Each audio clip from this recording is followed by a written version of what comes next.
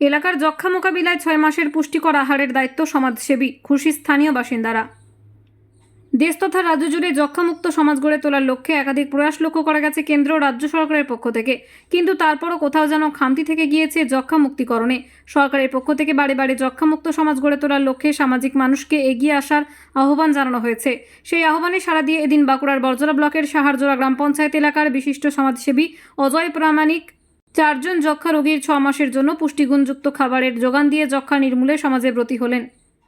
এদিন একটি অনুষ্ঠানের মাধ্যমে প্রত্যেক ব্যক্তির হাতে ডাল, শস্য, সয়াবিন, হরলিক্স, ডিম সহ পুষ্টিগুণ সম্পন্ন একটি খাবারের প্যাকেট তুলে দেওয়া হয় এবং তার পাশাপাশি সমাজসেবী অঙ্গীকারবদ্ধ হন সমাজের জন্য 4 জন যক্ষ্মা রোগীকে সমস্ত রকমভাবে সাহায্য করা।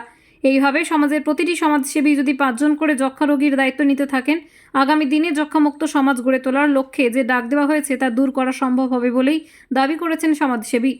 তবে এই প্রথম নয়, এর আগেও সমাজসেবী অজয় প্রামাণিক সমাজের বিভিন্ন ক্ষেত্রে তার সামাজিক দায়বদ্ধতা পালন করে এসেছেন। আগামী দিনেও সামাজিক দায়বদ্ধতা থেকে তিনি বিচ্যুতি হবেন না, এমনটাও আশ্বাস দিয়েছেন তিনি। আজকে আমাদের সাহারজোড়ার যে অঞ্চলে যে টিবি পেশেন্ট বা যক্ষ্মার যারা পেশেন্ট আছে তাদের পুষ্টির একটা অভাব ছিল, সেই জন্য আমাদের এখানে হেড সেন্টারে যারা আছেন তারা আমার কাছে এসেছিলেন যে এদিকে সুস্থ করতে হবে, তো কিছু খাবার যদি আপনি দেন এদিকে ফলমূল বা সোয়াবিন জাতীয় প্রোটিন খাবার, মুসুরির ডাল থেকে আরম্ভ করে ডিম।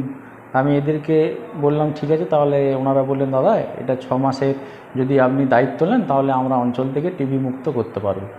তাই আমি আমার নিজস্ব পরিশ্রমের অর্থ থেকে আমি বলেছি ওনাদেরকে 6 মাসের জন্য দত্তক নিয়েছি। ওনাদের যতদিন টিবি সুস্থ না হচ্ছে ওনাদের সমস্ত খাবার আমি গ্রহণ করব। হ্যাঁ, সাহারজোড়া পঞ্চায়েতের সঙ্গে।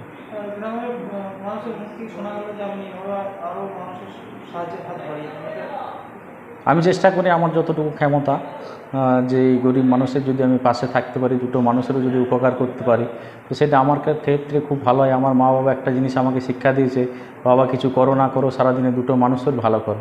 তাই আমি আমার মা বাবার কথা মতো মানুষের, কিছু গরিব মানুষের ভালো করার চেষ্টা করি। আমার যতটুকু সামর্থ্য তার মধ্যে আমি চেষ্টা করি।